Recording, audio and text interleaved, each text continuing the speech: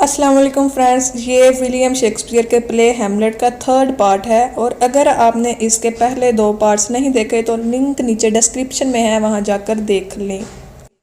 कुछ देर बाद queen Gertrude Hamlet को अपने कमरे में बुलाती है। दरअसल क्लॉडियस को ये ड्रामा देखने के बाद एहसास हो जाता है कि हैमलेट इसके जुराइम से आगाह हो गया है। चनाचा अब वो क्वीन को मलका को मजबूर करता है कि वो हैमलेट को बुलाए और उसको बताए कि इन सब का नतीजा क्या हो सकता है।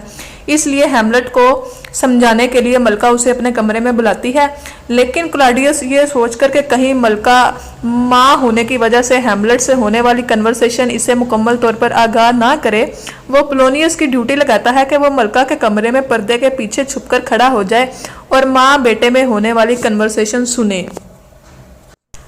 चनाचा जर्ट्रूड जो मलका है वो हैमलेट को वार्न करती है कि इसने अपने बाप मौजूदा बादशाह जो कि क्लॉडियस है और अपनी माँ को अपने इस तर्ज अमल से बहुत दुख पहुंचाया है।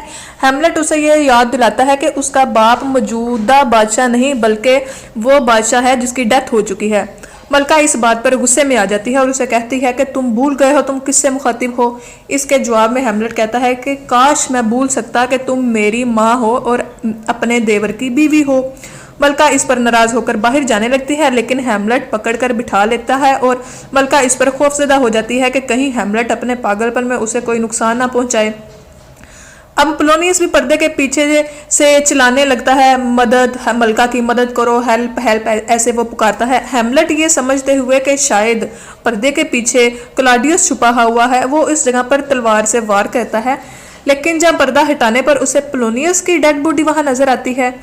अब हैमलेट मलका से साफ गोई से बात करने का फैसला करता है। वो अपनी माँ को बहुत ज़्यादा बातें सुनाता है, उस पर तंज करता है कि इसने एक हीरे जैसे शख्स को बुलाकर एक घटिया इंसान से शादी कर ली है। वो उसके बहुत ज़्यादा उसको तंज करता है, उसको बातें सुनाता है कि किस तरह इसका बाप इससे मोहब्बत करता था, लेकिन इसने एक बदनीयत आदमी से और एक मुजरिम से शादी कर ली है। इस दौरान हैमलेट के बाप का गोश्त दोबारा जाहिर होता है और हैमलेट को जल्दी इंतकाम लेने की तरगीब देता है, लेकिन जर्ट्रूड इसको नहीं देख सकती।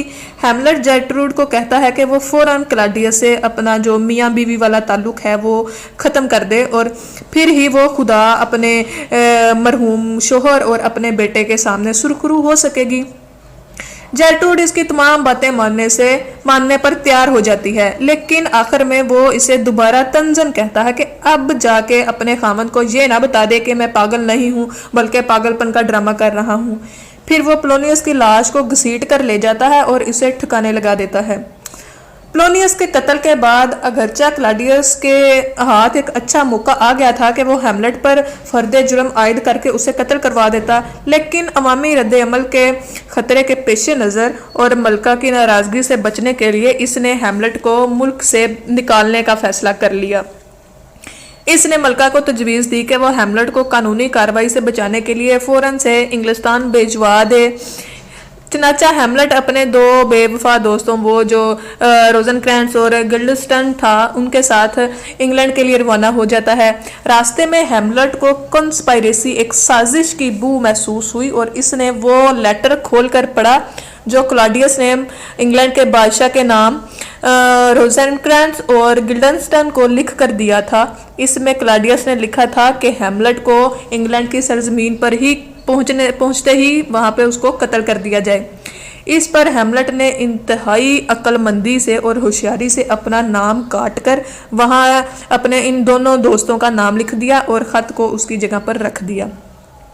इत्फाक से वो जहाज़ जिस पर हैमलेट और दूसरे लोग सवार थे, इस पर जो बहरी चोर होते हैं वो हमला कर देते हैं। हैमलेट इन बहरी चोरों से लड़ता हुआ इनकी कश्ती में सवार हो जाता है, जबकि उसके साथी जो कि बहुत ज़्यादा बुज़दिल का मुज़ाहरा करते हैं वो जहाज़ लेकर भाग जाते हैं। बहरी चोरों को जब ये इल्म होता है कि वो एक शहजादा है तो वो बादशाह से रहम की उम्मीद करते हुए उसे वापस डेनमार्क के साहिल पर पहुंचा देते हैं। हैमलेट अपने महल की तरफ वापस जा रहा होता है कि रास्ते में उसे एक अजीब सा मंजर देखने को मिलता है। इसकी लवर ओफेलिया को दफन किया जा रहा होता है। दरअसल अपने फादर पोलोनियस की अचानक डेथ के बाद इस मासूम लड़की को बहुत ज़्यादा दुख पहुंचता है और जब उसे पता चलता है कि उसे कत्ल करने वाला कोई और नहीं बल्कि हैमलेट है जिसे वो बहुत ज़्यादा मोहब्बत करती थी, तो वो अपना जहनी तवाज़ुन खो देती है और इसी हालत में वो नदी में डूबकर मर जाती है। अब बादशाह, मलका और ओफेलिया का भाई लर्टस इसकी कब्र पर फूल चढ़ा रहे होते हैं। मलका इस मौका पर बहुत ज़्यादा दुख का इजहार करते हुए कहती है कि वो तो ओफेलिया को अपने हैमलेट की बीवी बनाने वाली थी, जबकि लेटस अपनी बहन के साथ मर जाने की ख्वाहिश का इजहार करता है। इसी दौरान हैमलेट भी सामने आ जाता है और दावा करता है कि वो ओफेलिया से इतनी मोहब्बत करता है कि 40,000 भाइयों की मोहब्बत भी उसके सामने कम पड़ जाए। लेटिस अपने बाप के कातिल को अपने सामने पाकर खुद पे काबू नहीं रख सकता और हैमलेट से लड़ाई शुरू कर देता है, ताहम लोग इनको अलग अलग कर देते हैं। अब क्लॉडियस एक और चाल चलता है, वो लेटिस को कहता है कि वो हैमलेट को एक दोस्ताना मुकाबले की दावत दे, लेकिन इस दौरान में एक जहर में लगी हुई तलवार इस्तेमाल करे और यूं हैमलेट से अपने बाप के कत्ल का बदला ले। लेटिस इस कॉन्स्पायरेसी, इस साजिश का हिस्सा बनने को तैयार हो जाता है और हैमलेट को मुकाबले के लिए चैलेंज कर देता है। हैमलेट इस चैलेंज को कबूल कर लेता है। अगरचा के जो ये दोस्ताना मुकाबले होते हैं उनमें तलवारें जो हैं वो ज़्यादा तेज़ नहीं यूज़ की जाती, लेकिन लेटिस एक तेज़ और जहर में लगी हुई तलवार चुनता है। लड़ाई के दौरान वो हैमलेट को एक जख्म लगाता है। हैमलेट इस बात से आगाह नहीं होता कि उस पर एक जहरीला वार हो चुका है, ताहम इस तलवारबाजी के अमल में इत्फाकन लेटिस की जहर में लगी हुई तलवार हैमलेट के हाथ में आ जाती है। हैमलेट भी लेटिस को एक जख्म लगाता है। इस वक्त जर्ट्रूड की चीख सुनाई देती है कि उसे जहर दिया गया है। दरअसल क्लॉडियस ने एक प्याला शराब का तैयार कर के रखा होता है जिसमें इसने जहर मिलाया होता है।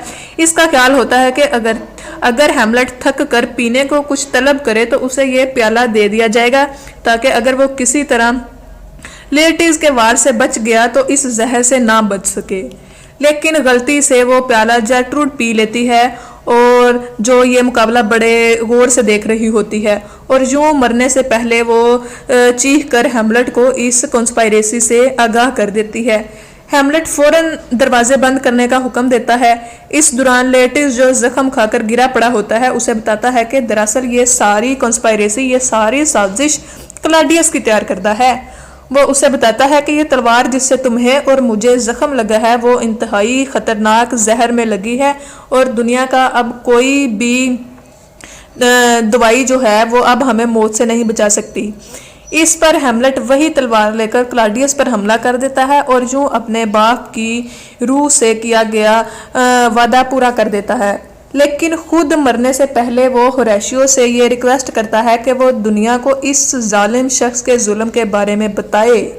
यूं एक नेक दिल शहजादा, एक नेक दिल प्रिंस अपने इंजाम को पहुंच जाता है और मुल्क की हुकूमत नॉर्वे के शहजादे फोर्टिनब्रास को मुंतकिल हो जाती है, जो उस वक्त वहां पर हमला आवर होता है।